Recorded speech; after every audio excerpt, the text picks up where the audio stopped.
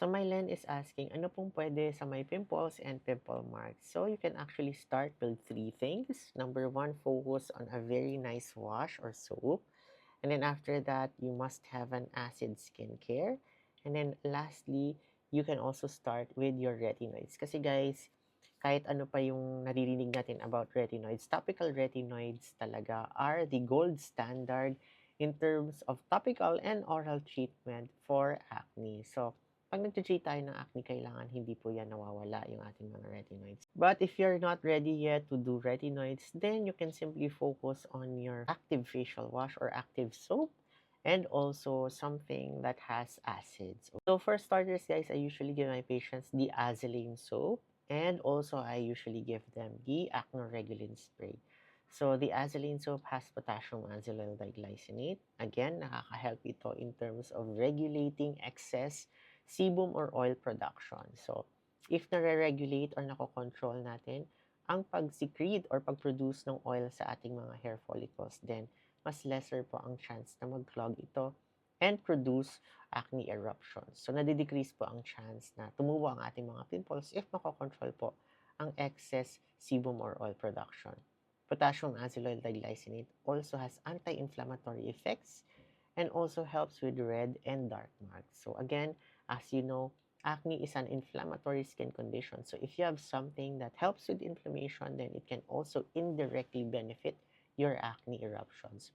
And again, after nag-resolve na or gumaling na yung ating mga acne, tayo mga Filipinos, prone tayo sa mga red and dark acne marks. And again, potassium azellyl diglycinate inside your Azelane soap can help these things. Number two, guys, is the Acnoregulin spray. So, Acnoregulin spray has potassium azellyl diglycinate. Nasabi natin yung mga previously, yung mga benefits ng potassium azellyl diglycinate.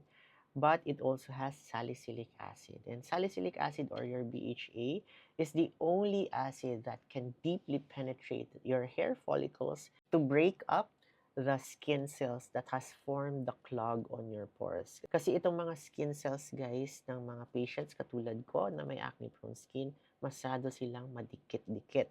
So, pag nagdidikit-dikit sila doon sa loob ng hair follicles, they form a skin plug that prevents the oil from actually being released into the environment or into the surface of the skin.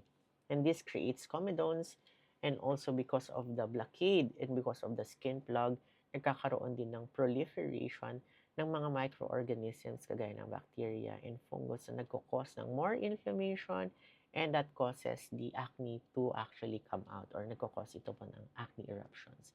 So all of that is being prevented by your salicylic acid or your BHA. So kahit yung dalawa lang muna na yon, you can start with that. So after 2 or 4 weeks of using your Azelane soap and also Acnoregulin spray, then you can already start introducing your retinoids. So yung retinoids na, topical retinoids na binibigay natin sa patients natin na may acne is the Retinol 1% Defender Cream. So, it's very safe to start daily yung ating Retinol 1% Defender Cream because it has liposomal delivery system.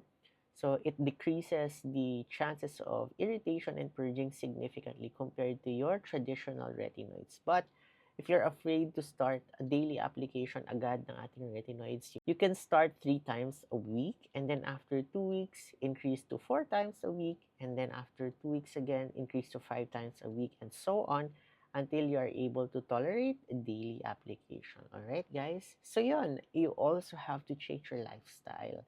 So, kailangan we also do our part, and kailangan hindi tayo mag-rely solely on our topical and oral medication to improve our skin. Remember, acne is an inflammatory skin condition, and inflammation is not only a localized thing sa ating facial skin, but it also involves our other organ system.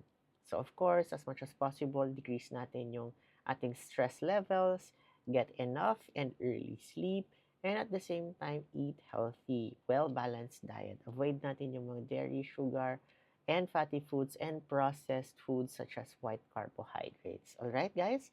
For more acne tips, follow me and Basta Acne DMD. Bye!